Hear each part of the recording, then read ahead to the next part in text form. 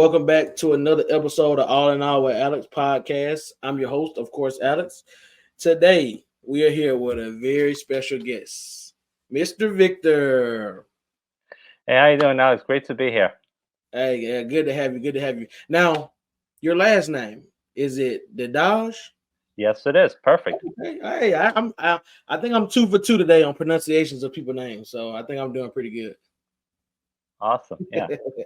Yeah. So okay, so first of all, I want to tell you I appreciate you taking the time out to come on the podcast today. Oh, thanks for having me on. It's a pleasure to be on your show. Yeah, no problem, no problem, no problem. So we're gonna jump straight into it. So can you give the people a quick background about yourself before we get started? Yeah, sure. I was in the corporate world for a bunch of years, probably almost 2 decades, and I left about 10 years ago. Became an entrepreneur, and over the last several years, in addition to doing entrepreneurial stuff, I've been become a certified holistic health coach. So my passion right now is health and wellness and helping people live a healthier life and just being healthy and avoiding being sick. Okay. So is that basically the definition of a holistic health coach? Because I know a lot of people may hear the term, but they don't know exactly what it is. Yeah, a holistic health coach, basically, we look at the whole person. A lot of times when you go to a doctor, they might look at one part of your body, your kidneys, your liver, your heart. We look at the whole person, but it's not just that. In addition to that, we'll look at the emotional aspects, the social aspects, psychological, spiritual. So we look at the whole person because we think that all of those things are interrelated. Because if some of those things are out of whack, you could have health issues. So we try to Mm. work on getting all that working together. But yeah, we try to look at the whole person. Okay, okay, that's interesting. Like because I definitely agree with what you said about everything working together. Because if you're let's say you're in an argument with your significant other and you get ready to go to work, now your rest of your day is not going to be the same because Hmm. you're thinking about the argument you guys had, and now your day is just way different than it would have been had you not had the argument. So. No, totally agree. Yeah, yeah, that's going to mess up your entire day. You're not going to function as well at work. You won't be as productive, and it can take a toll on you. And if you're going through a stressful time, whether it's your marriage or at work, that can easily affect your health, for example. Yep. I agree. So, what inspired you to become a certified holistic health coach? Oh, for many years I've been interested in becoming healthy because I realized for many years I was not healthy and I didn't have a healthy lifestyle. And I noticed a lot of people around me getting sick and not living a healthy life. So I realized, what can I do about it? So I started reading up on this stuff, watching a lot of Mhm. videos, and changing the way I eat, exercising more, supplementing with vitamins, minerals, and stuff like that.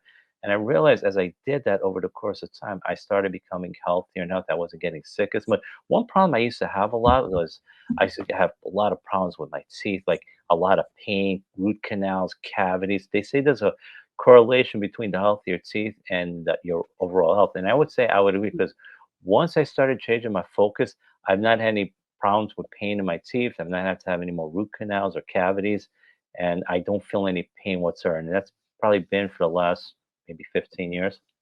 Mm, hmm.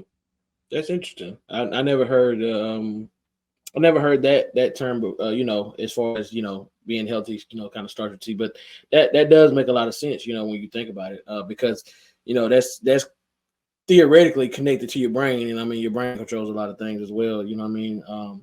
So Hmm. yeah, that does make sense. So I see you got a little bit of a background in finance and corporate work. Hmm. Did that kind of help you a little bit as far as your approach to being a holistic health coach? Yeah, I was in the finance world for a lot of years.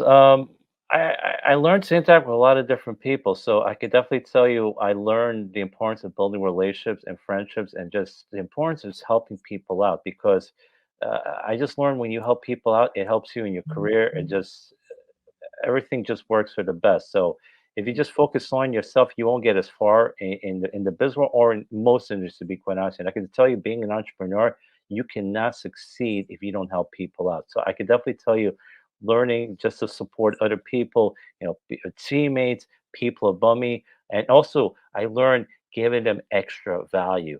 Because here's the thing: Sometimes they ask you to do stuff and you do it, but a lot of times they want you to do stuff they don't directly ask you for. So I've learned to over deliver and give more value. And when you do that, people really appreciate it. And you know what? Word of mouth is your best business. So you really take care of people, they're going to tell their friends. And if you don't take care of people, guess what? They're also going to tell their Yeah, friends. that's right. I- That's right.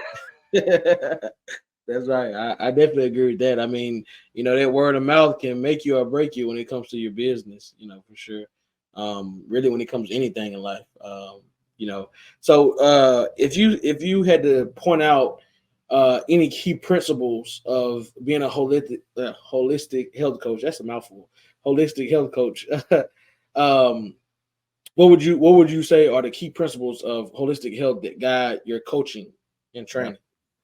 Well, the first thing what I do is I have them fill out a health evaluation because I need to know where things are going right and where things are going, where they're lacking things. So, and it's usually four different areas: there's soft tissue, hard tissue, digestion, and blood sugar. Blood sugar, of course, is a big issue because a lot of people, have diabetes or pre-diabetic.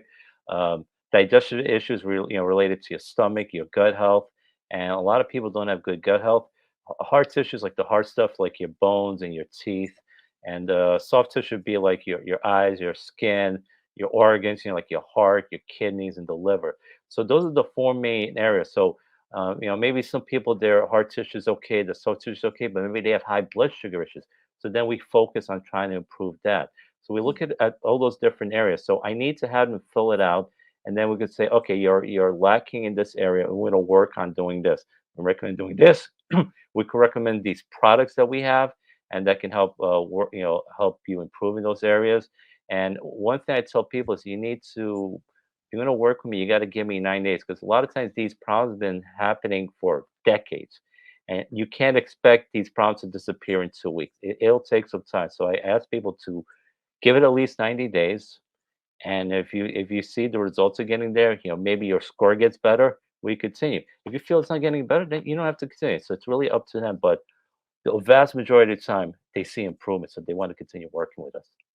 Mm, okay, that's pretty interesting. So, in your time being a holistic health coach, do you like what are outside of diabetes? What are some other common imbalances or issues that you see people struggling with? Yeah. Well, I would just say that diabetes is huge, and I'll get to the other issues in a second because it affects so many other areas. It affects your kidneys, it affects your liver, it can affect your heart. It can actually lead to heart disease long term as well as cancer. So it affects a lot of different. It's actually the major cause of amputations. It's the major cause of blindness. So people don't realize how much it affects things. So a big part of there are two main things, two main problems you have. Number one, their diet, and number two, they're vitamin and mineral deficient. And the big reason for that deficiency is because it's not in the soil, it's not in the food. And they've known this since 1936. A Senate report came out saying that the fruits and the vegetables, the crops were minerally deficient. And so it didn't have the amount of vitamins and minerals that they had, 20, 30, 40 years ago. And in the past 90 years, it's just gotten worse. So a lot of people think they might be eating healthy, they might, eating less processed foods, eating a lot of fruits and vegetables, and they think everything's okay. But even if you eat healthy, even if you eat all organic foods, if you don't supplement, you're going to be vitamin and mineral deficient because it's just not in all of them right now. You just can't do it anymore. So you do need to supplement, and there's some people do, but a lot of people don't. So a lot of people are deficient in certain vitamins and minerals, and that causes a lot of issues, a lot of health issues. And the other thing is having a bad diet. A lot of people eat a lot of processed foods, ultra processed foods, uh, oil, seed oil, so like vegetable oil, seed oils like corn oil, uh, Mhm. canola oil, sunflower, all those things, they're really bad. They're really poison. They cause a lot of issues. They're very inflammatory. They can lead to a lot of these diseases I mentioned before, like heart disease and diabetes.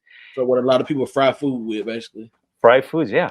Yeah. So they're frying foods and a lot. They're using a lot of those oils, and unfortunately, those oils are really bad for your health. So you need to limit the amount of those oils. So what I recommend is if you use either lard, um, olive oil is okay, but you gotta use it at a smaller temperature because after a certain point, I forget the temperature, but if it goes above a certain temperature, it could change into trans fats, which are really bad for your health. Mm. Avocado is good to use, and coconut oil. And you can also use butter. But the other oils I mentioned, the vegetable oil, all those seed oils, canola oil, corn oil, those are all really bad. I would just say stay away from them. Yeah, and try to limit your fried foods. It's really bad. Lots of sugar is really bad for you, particularly fructose. Now, glucose is not good for you, but it can at least be metabolized by various organs in your body. Fructose can only be metabolized by your liver. And if you have too much fructose, which is what most people have, because fructose is all over the place, Mm. like soda, so many things have high fructose corn syrup. So if you have too much fructose, it overwhelms your liver. And what a lot of people have is non-alcoholic fatty liver disease. That used to be only with alcoholics, but now because so many people have high amounts of fructose in their diet, they have fatty liver disease. And if it's left unchecked, it's the leading cause of liver transplants. You have to get a new liver. So you really have to watch out how much fructose you're eating. Wow, that's interesting. That's interesting. So, how can someone determine if they need to take like a more holistic approach to their health and well being? Well, I recommend most people do it on their own, but they can always reach out to us, and we can have a free health evaluation done, and they can once they get the results, we can determine when they need to work on it. So a lot of times, a lot of people are unaware of how bad their health is. Uh, there are people, I mean, there are people in their 20s getting cancer, which was unheard of like 20, 30 years ago. I mean, cancer was, 30 years ago was thought of as an old person disease, but a lot of people in their 20s, 30s, and 40s are getting it now, whereas before it was like 50s, 60s, and 70s. So you'd be surprised because again, there's a lot of these poisons in the food there. They weren't so common 50, 60 years ago, but now they're like all over the place. And frankly, the processed and ultra processed foods, that's probably 75, 80% of food you find in most supermarkets. It's really hard to avoid. So you got to be really careful Mm. when you shop and read the ingredients. One thing, I've mentioned, those foods to avoid. Another thing is, if look at the ingredients. If you have trouble pronouncing the ingredients, you probably shouldn't eat it because if it's like 27 syllables and you have trouble pronouncing it, it's probably man-made. It's probably not good for you. I'll give Mm. you another food. People be surprised that is unhealthy, and that is the modern wheat. Modern wheat actually raises your blood sugar more than table sugar does. It Wow. will spike up your blood sugar. It has gluten, which can cause a bunch of health issues, and the modern wheat also has led to a huge increase in celiac disease, which people are allergic to this wheat. So it definitely has a bunch of issues. It leads to irritable bowel syndrome. The traditional wheat, which you would see on shows, the Little House on the Prairie with those big stalks, they start making those about 6 years ago. So it's not commonly used now. So the modern wheat, which is like 98, 99% of the wheat that's used, it's causing a lot of issue, and it leads to weight gain. There's a great book out by Dr. William Davis that came out about 13 years ago. It's called Wheat Belly, and people who eat a lot of wheat tend to put on more weight. So, and Mm. once they get off the wheat, or at least they limit the wheat, they find that they start losing the weight. So, and it also causes issues in your brain. Gluten can definitely cause issues with the mental facilities. Heavy consumption of wheat. So yeah, a lot of people are not aware of that. Mm. Yeah, that's interesting. I know I didn't know. I know I didn't know.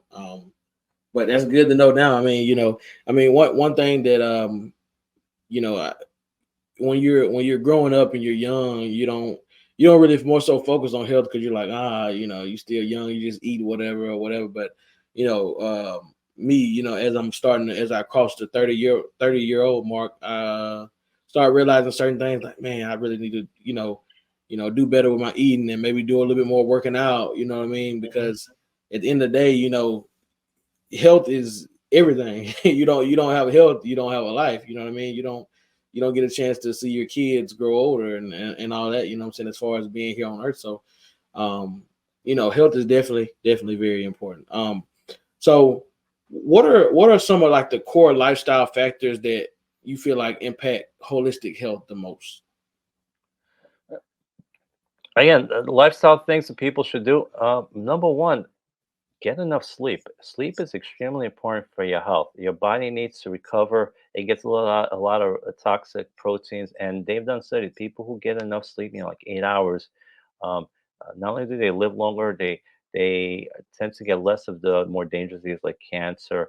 Um, but they're also more productive work. Like I was in the corporate world, and I can tell you they did not want you to get a lot of sleep. They wanted you to get little sleep, get up early, get to work at 7:30. Drink lots of coffee and work late. But the truth is, the people who actually get more sleep are actually far more productive and get more things done than the people who only get 5 or 6 hours of sleep. So a minimum, I would say for adults, the minimum amount they should get is at least 7 hours, preferably eight. For a for teenagers, they should get at least 9, and for young children, it's like 10 or 11 hours. They really need the sleep because it also helps them grow. And they've done studies, like a couple of areas in the U.S. where they where kid the when the school start time was changed. They moved it back a half hour, an hour in a couple different places. They found out kids got into 16, 17, 18-year-old kids got into fewer car accidents because they were getting up later. They were getting more sleep. Whereas before, when the school start time was earlier, they were getting into more car accidents, and that's what lack of sleep can do to you. So getting sleep is extremely important. Exercising is also very important, and there's a lot of benefits cardiovascular for your health, for your brain, and really does have a lot of it. One thing I would mention about exercising, people not aware of, when you're having a good workout, you're not just sweating, getting rid of the sweat and the toxins, but you are sweating out also vitamins and minerals. So after a really good workout, you should supplement, because if you don't supplement, you can become more vitamin and mineral deficient. And that can cause health issues. That's the one thing I would just remind people.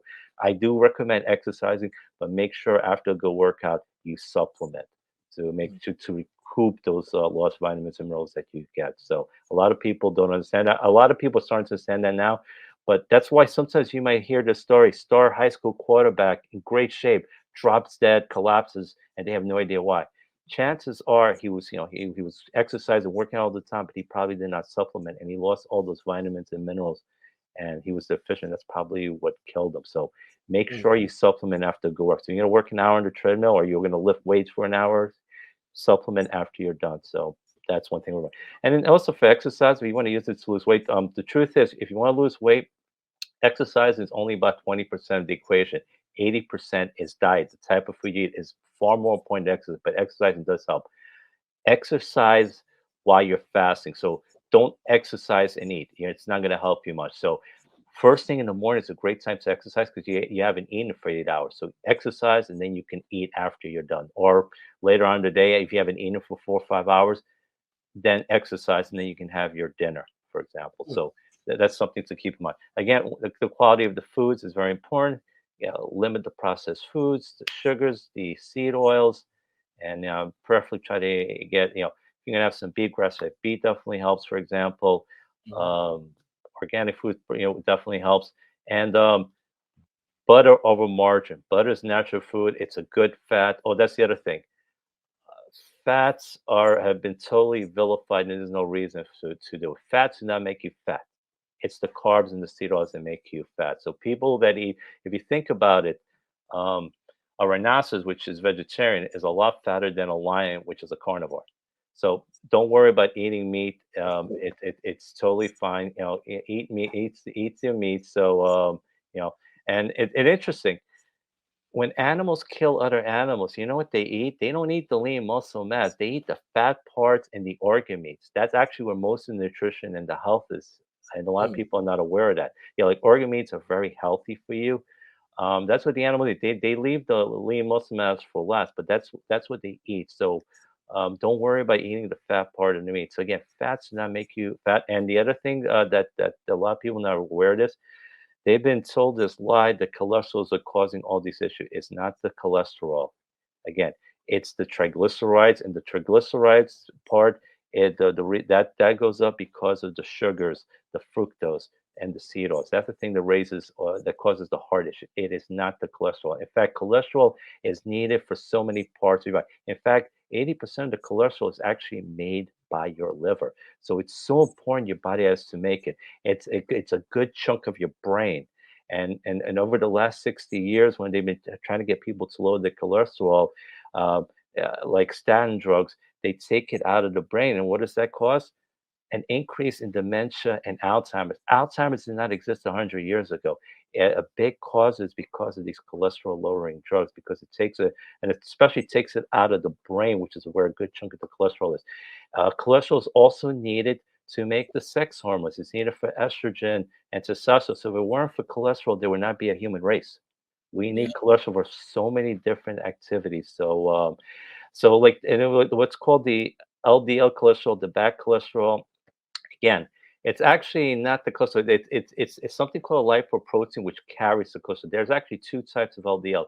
There's one which is small and dense, and that is, that can cause issues with the heart, clotting stuff like.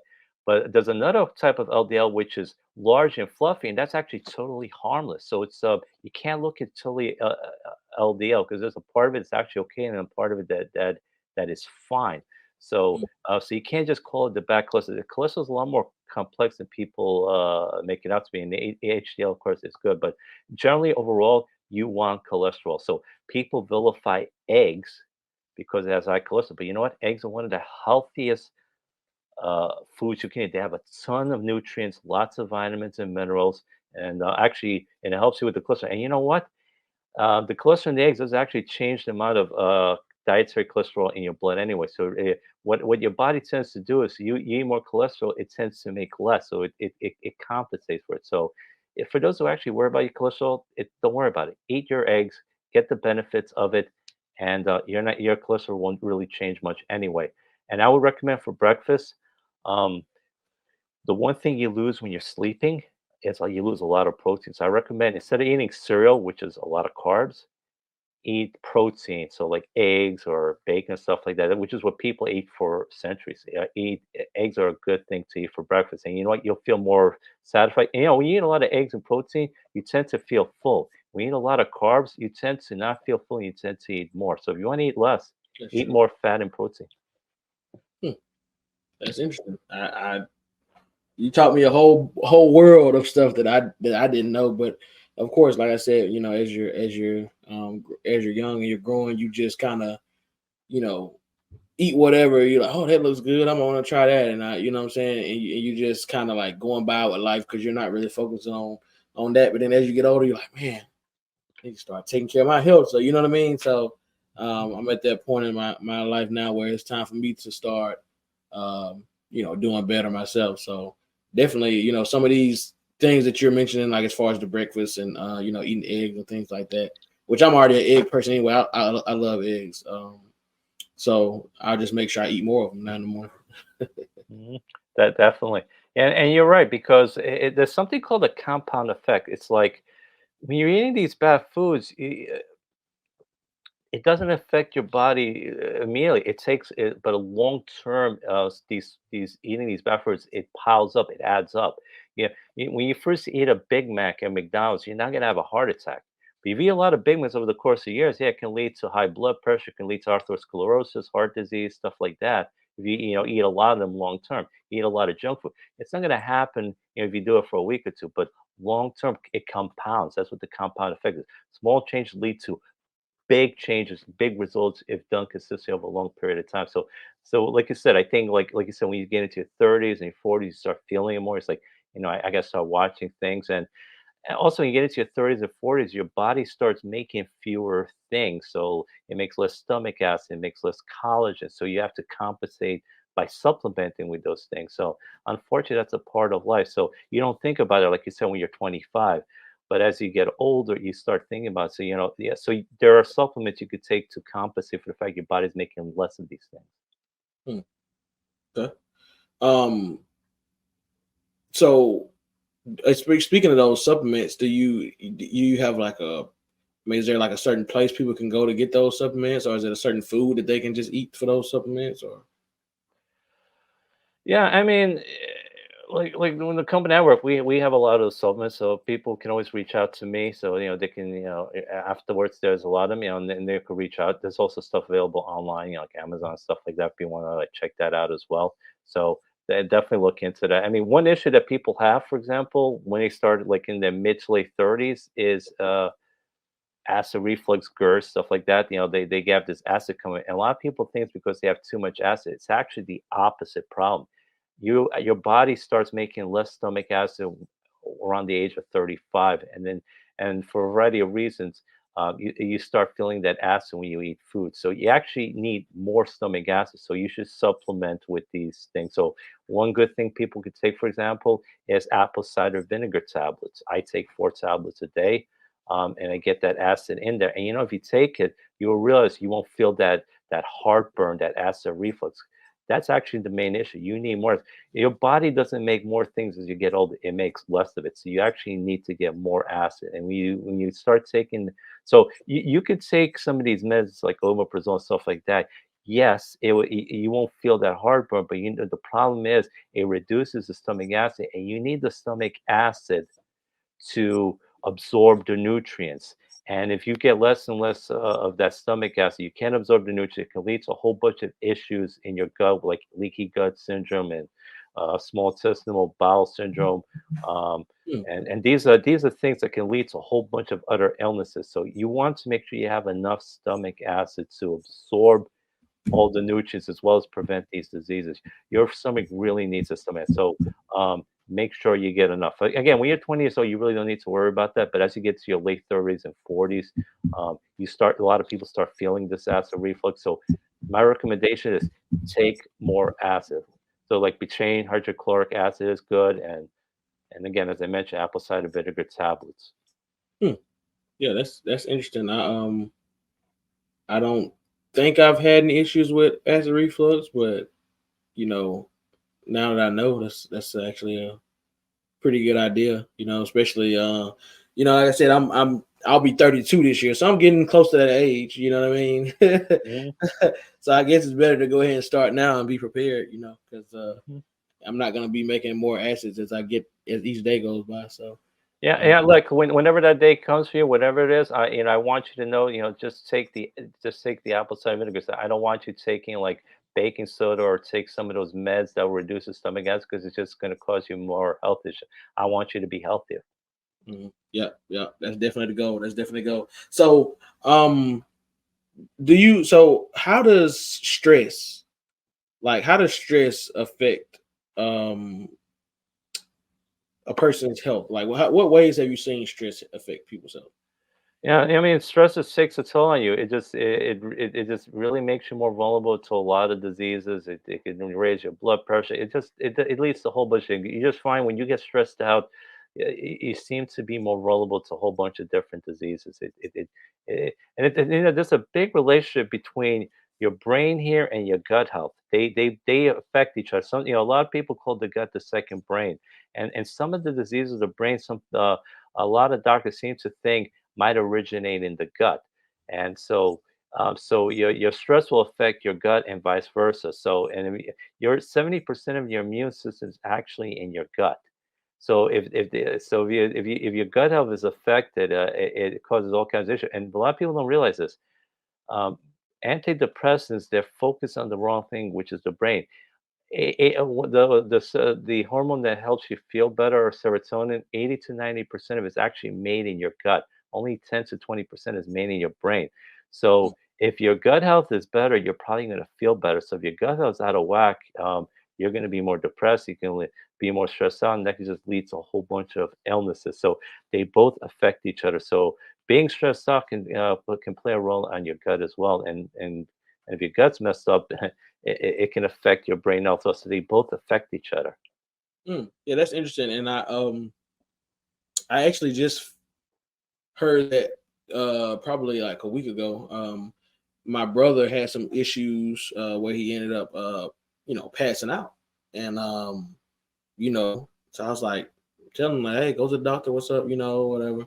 And so he finally ended up telling me the other day. He said exactly what you said. He said the doctor told him that, hey, he was like, your gut is like your second brain. He was like, it controls a lot of things, and he's seen that his something was off balance, something like that, and so he wanted him to start taking probiotics. And he said since he's been taking the probiotics, he said he feel 100% better. You know, And mhm. Yeah, go ahead. and that's a very good point you made there because for a variety of reasons, like lots of sugar, lots of processed foods can mess up your gut. So probiotics, which will give you the good bacteria, which you need. A lot of people when they think of bacteria, they only think of the bad bacteria, which obviously you want as little of that as possible. But there's also millions and millions of what you would call good bacteria, and processed foods can mess it up. Too much sugar. Also, antibiotics. People don't realize if you take a lot of antibiotics do not just kill the bad bacteria, but they also kill the good bacteria. Because look at what the breakdown of antibiotic. Anti means against, bio means life. It's actually against life. So yeah, you'll get relief, but you'll kill the good bacteria in addition to the bad bacteria. So in the old days, when they used to give you antibiotics, they used to give you a probiotic called acetophilus, which for some reason they don't do that anymore. So if you ever have to take a antibiotic, I would say in general try to avoid it. But if you have to take it, make sure you take a probiotic with it to offset the fact it's going to kill your good bacteria. Because if you lose a good bacteria, it can lead to a whole bunch of health issues, as your brother found out from his doctor. Yeah, probiotics I definitely recommend to people. You always want your good health to be as good as possible because it affects so much of your health. Right. So what if somebody like, okay, we're gonna use myself for example, right? So what if let's just say, hey, I wanna start being, more healthy or whatever. Let's say, hey, you know what? I ain't been having no any stomach issues, but I want to make sure my good bacteria and my good health. Would it be okay for me to just start taking, a probiotic, or is it kind of like a vitamin almost? Yeah, but the probiotics will just give you these good bacteria. So yeah, I would definitely, I definitely recommend taking it out because you just don't know how good or not so good your gut health is. A lot of people may not be aware of it, but even if it's overall pretty good, you want to make sure it stays in good health. So yeah, I definitely recommend take a good probiotic, just in case because you're also in this society, you're dealing with a lot of processed foods, a lot of foods with fructose and sugar and cereals, and those things can take a toll on your guts. I think probiotics is one good thing to take to help deal with it. So at your age, I would definitely recommend taking a good probiotic. Yeah. Okay, okay. So what are some holistic modalities you recommend for pain management or chronic conditions? Okay. A lot of chronic conditions really, uh, again, a lot of it comes back to the gut Mhm. and the small intestine. Because again, when like for example, you get less stomach acid, all kinds of things to get through.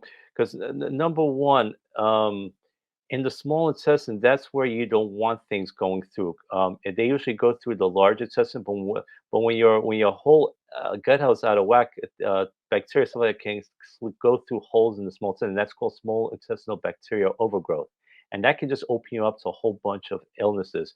And a good chunk of this country's population has it.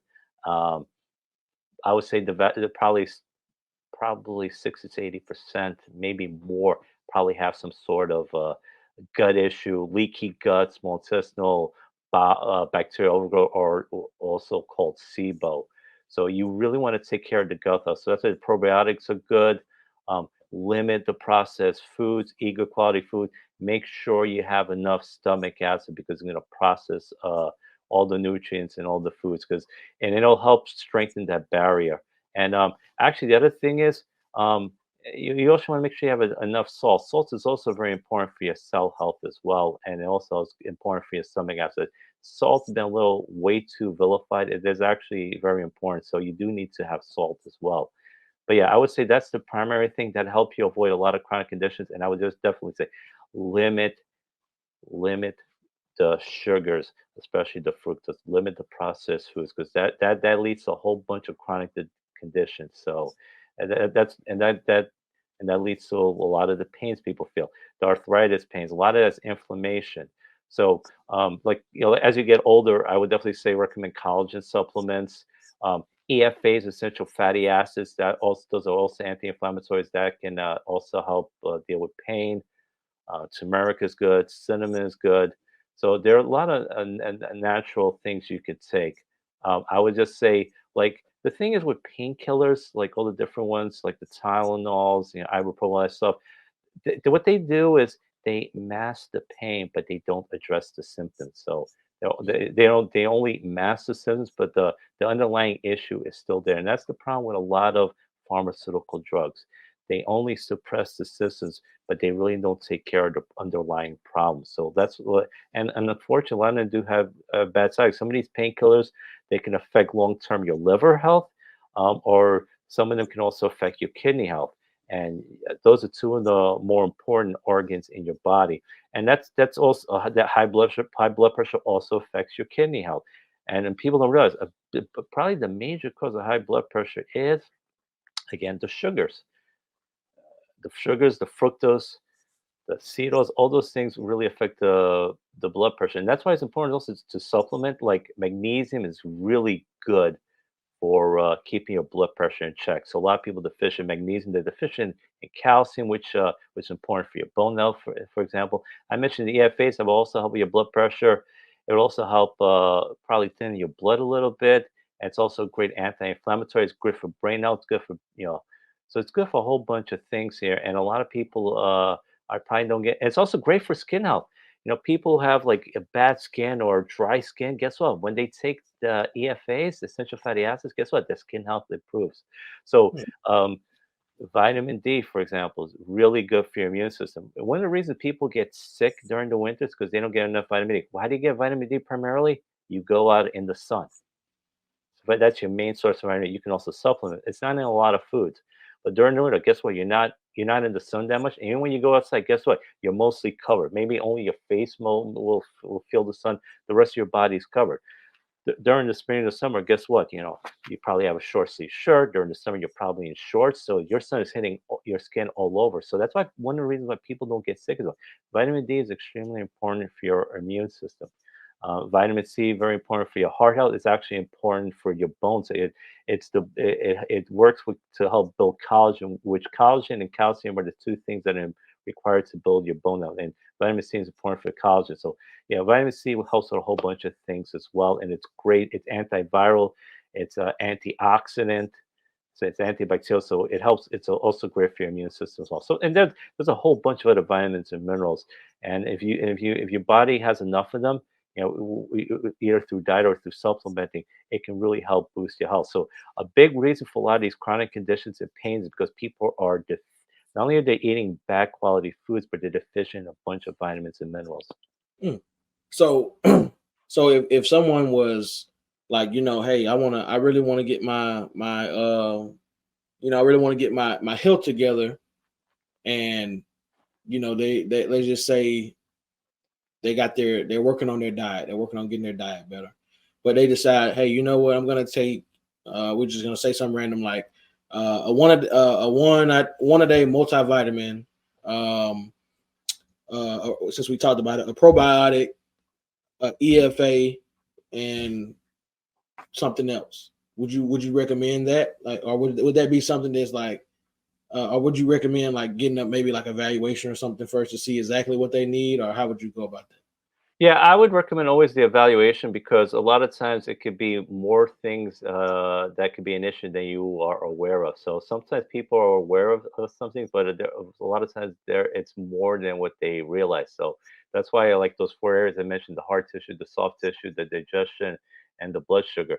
Some people may have blood sugar issues and not even aware of it, or they may have digestion issues and not aware of it. So, or they could have hard tissue issues. So that's why it's important to go over it. Then because I was like, okay, so maybe they think it's blood is sugar, then we can like recommend products for blood sugar, but they may have a digestion issue as well. So it's like I could recommend this, take this for your digestive problems. So that's why it's important to go over it because you want those four areas to be functionally as optimally as possible. So that's why it's important to do that because our our our health evaluation is very accurate because sometimes when I'm talking to a person on the phone, I can get a sense of where they are, but I still like to confirm it with the health evaluation, and very often the health evaluation confirms what I suspect. Uh, but I also want them to fill out so they see it for themselves as well. They say, okay, see, this is what the problem is. it's digestion, or it's blood sugar, or it's your soft tissue. So I also like it for them to see, because a lot of times people overestimate or underestimate what their issues are. It's when you can see it concretely on the form, you're like, okay, this is what I need to work on. Okay.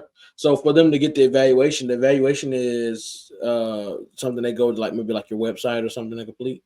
Yeah, it's they can just go to yourfreehealthevaluation.com, fill it out, and then once they fill it out, they'll get their answers back to them, and they'll get the results. And if they want, they can set up a free consultation. We can go over it, and then they can decide if they want to work with me or not. But at the very least, they get that the free results, so they know where their health stands and what they need to do to improve. Okay. Okay. That's interesting. Um, so before we get up out of here, one of the other things that I wanted to touch on to kind of complete the cycle is, what if someone, has been, let's say they've been eating bad, a lot of fast food for, let's just say, majority of their life. We're gonna just say that. How can they go about detoxing and cleansing their body, so that way they can start, they can get their body cleansed out, and then they can start, be prepared to start filling their body with the right minerals and vitamins and things that they need going forward. Well, they could just start today. You got to start changing your diet. The number one thing is diet. And again, supplementation is also very important. They work together.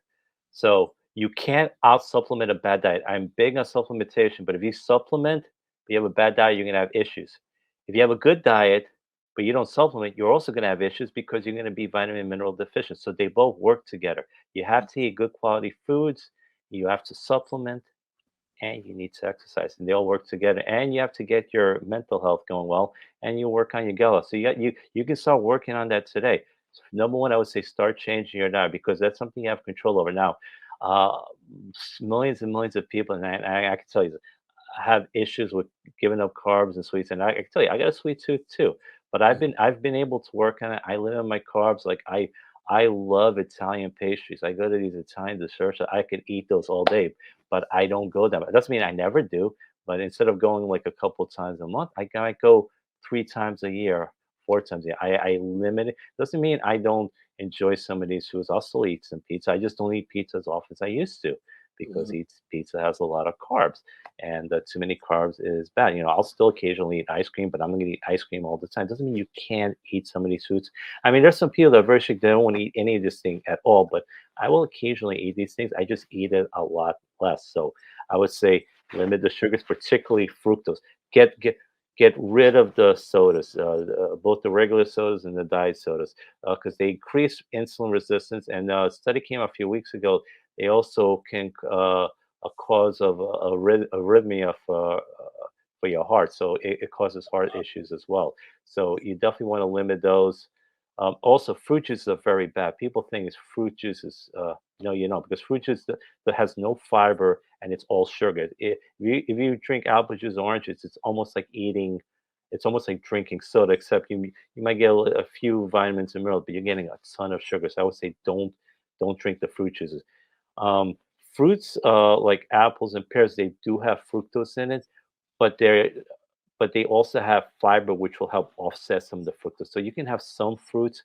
I would say eat more vegetables, because vegetables don't have the fructose that some of the fruits do. So, Mhm. but you can have some fruits. I would say moderate fruits, but I would say eat more vegetables. Again, limit the sugars, limit the fructose, limit the wheat, limit the seed oils, the vegetable oils, and and try to eat. Again, meats are fine. Eggs are great. I told you it's one of the most nutritious, because Mhm. again, meats and proteins will make you feel fuller, and you won't eat as much. But even if you do eat a little bit more, they don't make you put on more weight. It's the carbs, especially the sugars, the fructose, the processed foods, the ultra processed foods, and the sales. Those are the things that are going to make you put on weight, and they're going to cause a whole bunch of health issues. And Mhm. again, the fructose is going to do real damage to your liver, and the liver is the main organ that detoxifies everything. Right. So you do not want a liver transplant. And again, the sugars, the fruit, and the carbs, they can take a toll on your kidneys. And when your kid and that's actually what probably the main reason for the high blood pressure is really probably the sugars. People are not aware of that. Again, the triglycerides and again, it's the triglycerides you have to worry about, not the cholesterol. So if you limit the processed foods, um, again, you don't have to do it all at once. I know if you try to do everything at once, you might get overwhelmed and you might just give up. So maybe you want to start off slowly. Say, today I'll focus on limiting my wheat. So instead of having 3 pieces of wheat, I'll start with 2 pieces of wheat and then gradually go down to 1 piece of wheat. So you could do that with the sugars too. So I don't know, let's just say if you have like 4 teaspoons of sugar with your coffee every day, maybe you cut it down to 3 and then it's 2. You could do it gradually and you'll see the results. I know if you try to do cold turkey, it could be overwhelming for some people. So you may want to try doing gradually. But if you just start taking small portions of the processed foods, the junk foods, over time you're going to start seeing results. And be patient with yourself. It took you all this time to put on this weight. If don't expect to lose 50 pounds in a week. It's going to take a few months. So and if you lose 1 pound a week, that's fine. Mhm. Yeah, I mean, slow progress is better than no progress, So, hmm um, so one last thing I just thought about while we were doing it before we get up out of here. So what do you suggest as far as water? Because a lot of people, they'll have like this super huge jug of water and say, "Oh, by 8 o'clock I need to drink this much. By 10 o'clock I need to drink this much." Like, how does water factor into all this? No, water is extremely important because your body is like 65 to 70% water. So I wouldn't say chug it all at once, but I would say number one, you do get dehydrated when you sleep. So I would say first thing in the morning, probably drink like 8 ounces of water when you get up. But I would say drink it steadily throughout the day. Don't drink like a half gallon in like the first hour of the day because if you drink too much at once, it could be a little too much for your kidneys. So I would say gradually start the day, like 10 ounces like every hour throughout the day. But definitely get plenty of water. But I would just say on a consistent basis, like every hour, hour and a half, drink 10 to 12 ounces of water. So I think it's better this way your body's getting the steady amount of water throughout the day. Because there can be health issues when you're dehydrated. And some of the pain people sometimes feel is because your body's crying out for water. So that's also a cause of certain pains people realize. And when they actually drink more water, um, the pains go away. And here's the other thing: the thing the thing that that thing that makes you feel hungry is like if you actually sometimes if you just drink water, you won't feel as hungry. So it's actually a lot of times when you drink water, you won't feel as hungry because the thing that's yearning for something, it can be satisfied by water. So sometimes if you drink water, you won't. If you worry about eating too much, sometimes if you drink more water, you won't feel as hungry. You won't eat as much. Hmm, that's interesting. Hmm, I didn't know that. Well, I tell you what, Victor, you taught me a lot today. I'm pretty sure the viewers will definitely get a lot out of this, and hopefully, they start taking their health serious.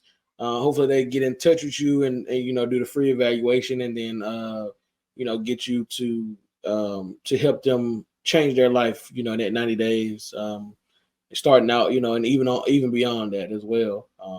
But I definitely want to appreciate you. I definitely want to thank you for taking your time out because I know you're a busy man. Take your time out to come get on the podcast and talk about the importance of holistic health.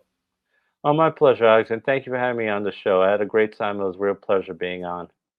Yeah, no problem, no problem. And maybe next time we get you on, I can answer the rest of the questions because I had a lot of questions, but I ain't. This would have lasted probably 4 hours if I'd have got through all those questions. So. Sounds great. Yeah, yes, sir. Well, thank you everybody for tuning in. Y'all just watched another episode of All in All with Alex with my guy Victor. Peace.